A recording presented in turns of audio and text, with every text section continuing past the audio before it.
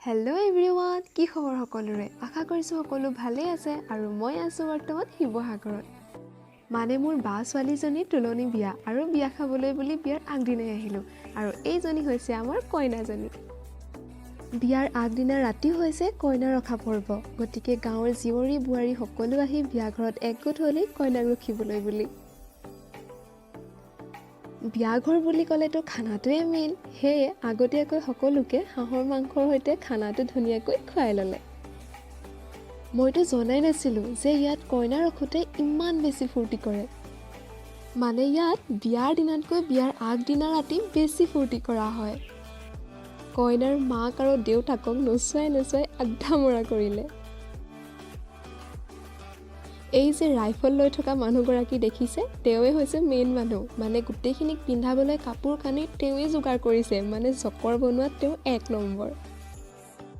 মানুহগৰাকীক লগ পাই বহুত বেছি ভাল লাগিলে। ইমানেই হহুৱাই নহয় সকলোকে, মানুহক হহুৱাব পৰাটোও কিন্তু এটা কলাৰ ভিতৰতে পৰে, নহয় জানো?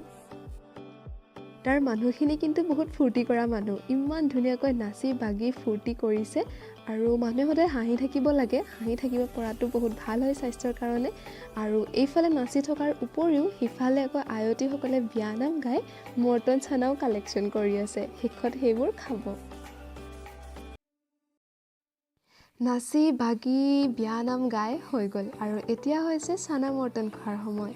বাহঁতে সকলোকে চানা মৰ্টন ভাগ কৰি দিলে, ময়ো পালোঁ বাৰু কেইটামান। এয়া হৈছে বিয়াৰ দিনা ৰাতিপুৱা, সোনকালে কইনাক গা ধুৱাই আইসকলৰ ওচৰত সেৱা কৰালে। এতিয়া ভাবিলোঁ আপোনালোকক এবাৰ বিয়াৰ পেণ্ডেলটো ভালদৰে দেখাই দিওঁ। ফুলেৰে সৈতে সকলোবোৰ বৰ ধুনীয়াকৈ ডেক'ৰেশ্যন কৰিছে, চাওকচোন কিমান ধুনীয়া লাগিছে।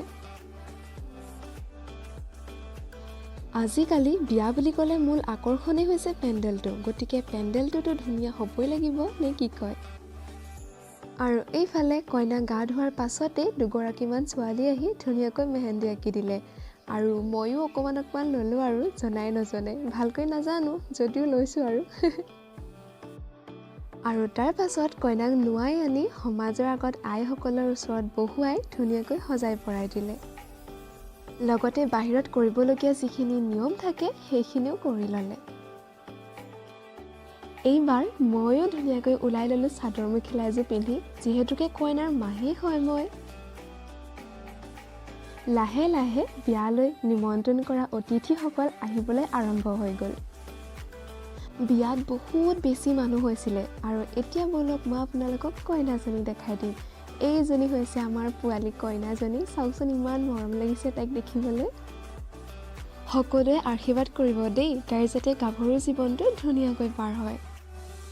আজিকালি আকৌ বিয়াত কেমেৰামেন নহ'লেই নহয়, আচলতে লাগেও কেমেৰামেন এজন ধুনীয়া ধুনীয়া সময়বোৰ কেপচাৰ কৰি ৰাখিবলৈ।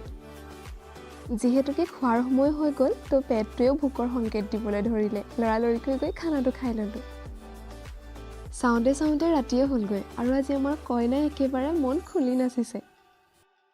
এইখনেই আছিল মোৰ ভাগিনৰ বিয়াখন, আপোনালোকৰ সৈতেও শ্বেয়াৰ কৰিলোঁ। যদি চাই ভাল পালে এটা লাইক কৰিব আৰু চেনেলটো ছাবস্ক্ৰাইব কৰিব। Bye bye.